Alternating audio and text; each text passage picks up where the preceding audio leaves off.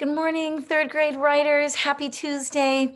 Um, I am thinking a lot about how we're coming down to the wire now, and you all are getting ready to turn in, some of you tomorrow and some of you on Thursday, your piece of nonfiction writing, something that you've worked really hard on. And it got me thinking about things that I've worked really hard on in my life. And one of the best practices for that has been reflection. So some of you will not get to this, and because for different reasons, you didn't have enough time, and that's part of the reflection, I suppose. But for me, I thought about my marathon, and one of the things that I did afterwards was sit down with Ben and think about the whole process. What did we do? Why was I successful? Where wasn't I successful? What part of the process went well, and so forth. I thought about the failures. The day that I broke down at mile 16 and cried, and the day that I threw up, the day that I gave up, all of those things happened. And when I looked back on all of those things, I thought about what it was and how I would fix it for the next time. And each one of those failures and each one of those shortcomings and each one of those moments that didn't really go so great were moments for me to improve. So I thought about you as writers and what a great practice this is to go back and reflect on what you have done well. So today I want you to answer these questions, and I want you to, if you are free today, meaning you've done your piece and you're like, I'm done, what should I do? And you're starting a new piece. I want you to stop what you're doing for those of you who are finished, and I want you to answer these questions and turn this in with your final piece. Okay. So the first question is, what part of my nonfiction writing did I work the hardest on? So you might say, well, I worked the hard, and you're going to write that on this line, on these lines. I worked the hardest on my introduction because I was really excited about giving a story or telling, imagining a world without what it is that I'm trying to share with my readers.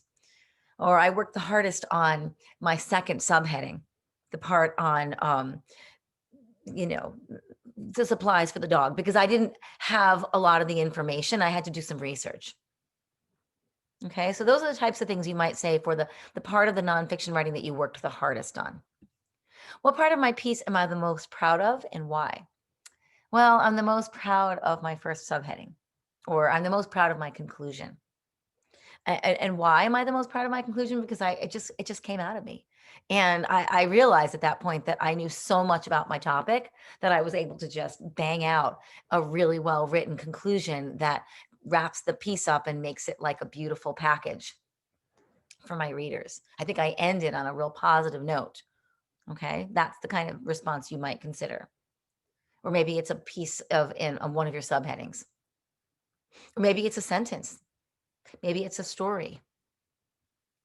All right. What part was the most difficult for me to write? Why? And how did I get through it? The most difficult part for me to write was the conclusion. I have a real hard time ending everything because I just want to say, well, that's all you need to know about running. I hope you enjoyed my piece, and I just wanted to be done with it, And so I had a lot of trouble writing that. Or maybe it was I had a lot of trouble writing this particular subheading because once I got going, I realized that I didn't really know a lot about it. So I had to do a lot of extra work so that I can have some sentences in there, because otherwise it would have been like three sentences. And I didn't want to give up on it.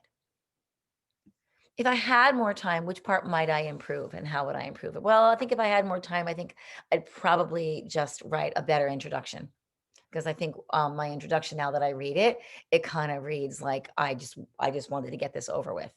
Or if I had more time, maybe I would do a glossary. And I didn't have time to do that. And that was kind of one of the extra things, or I would include a table of contents because I didn't have time to do that. All right. I want you to just really think about reflecting and the importance of it. And once again, when you turn it in your piece today, I'd like for you, or I'm sorry, when you turn in your piece tomorrow, I'd like for you to turn in a reflection page if today you are completely done and you are wondering, what can I do next? And for those of you who aren't finished and you're ready to turn it in tomorrow, or you're not finished tomorrow and you're ready to turn it in, you're not ready to turn it in on Thursday, that could be something to consider. Why didn't I finish? Why am I not done yet? And what went wrong for me, or what was really hard that I was stuck? All right. And all of that reflection is going to help you improve for the next time that you have to write something. Okay. For the next time that I'm going to run a marathon, for the next time that you're going to do something that's hard, for the next endeavor. Okay. All right, my friends. I hope you have a beautiful day.